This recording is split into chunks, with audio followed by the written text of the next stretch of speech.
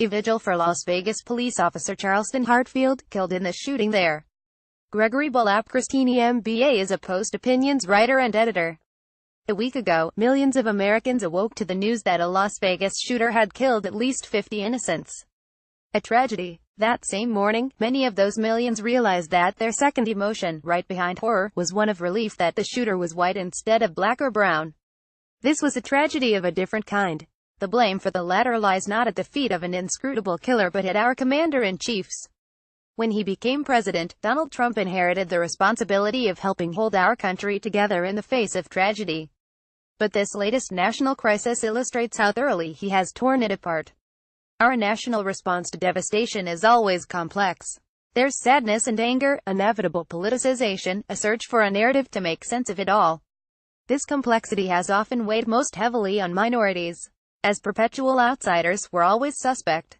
If a killer happens to look like us, we know we'll be asked to perform our American bona fides, to prove that one deranged stranger doesn't represent our whole race or ethnicity or religion. If a killer doesn't happen to look like us, we'll be expected not to complain that the most frequent purveyors of such massive tragedy, white men, get depicted as lone wolves or troubled youths but never terrorists or violence-prone criminals. They aren't seen as representatives of their race.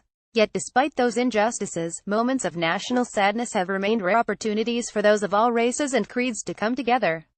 Under Democratic and Republican presidents, these have been moments to set aside our divisions, step outside ourselves and grieve together.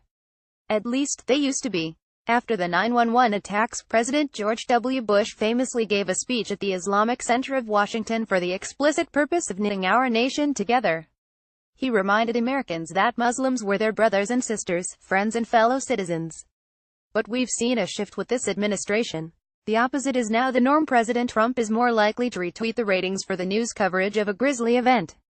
And so a climate of fear, stoked by a president trying to energize the most unsavory elements of his base, has bred selfishness, not selflessness.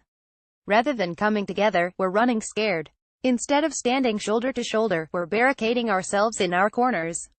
And can you blame us? What would the response to Las Vegas have been if the shooter had been black? After weeks of racial uproar, stoked by a white nationalist march, presidential comments calling black NFL players a son of a b, and simmering slander of Black Lives Matter as a terrorist organization, it's not hard to imagine something nastier than tiki torches in Charlottesville.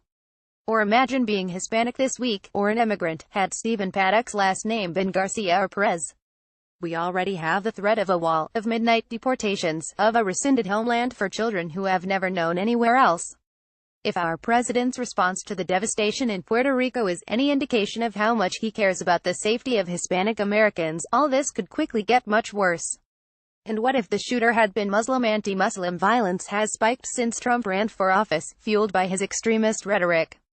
Candidate Trump touted plans for a Muslim registry, and his surrogates approvingly cited World War II's shameful internment camps for U.S. citizens and non-citizens of Japanese descent as a positive precedent. If someone with an Arab-sounding name killed 58 from a hotel room window, one can see how those plans might more easily come to fruition. For many in Trump's America, these are not idle imaginings.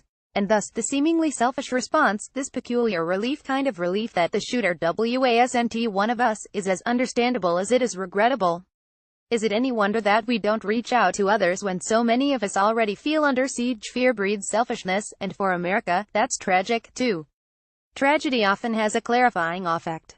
The Las Vegas massacre should cause us to think about what, as a nation, we've become.